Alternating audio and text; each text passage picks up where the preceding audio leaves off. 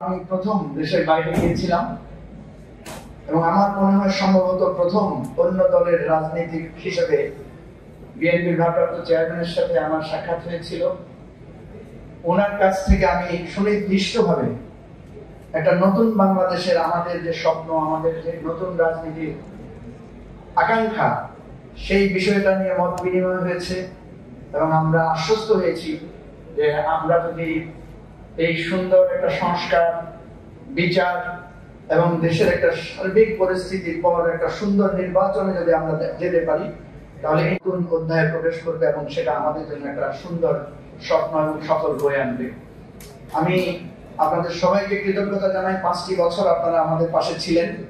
এখানে গণমাধ্যমের যারা আছেন, কঠিন সময়ও যখন কারফিউ চলছিল তখন আপনারা আমাদের ডাকে সাড়া দিয়েছেন, আমাদের বক্তব্য প্রচার করেছেন। রাজনৈতিক নেতৃবৃন্দরা, সিনিয়ররা আমাদেরকে স্নেহ দিয়ে, মায়া দিয়ে, মমতা দিয়ে, দিলারা আপার মতো আমাদের জননী তুল্য, যিনি ঝুঁকি নিয়েও সবসময় আমাদের পাশে থেকেছেন। আমি সত্যিকার অর্থে খুবই আবেগ আপ্লুত।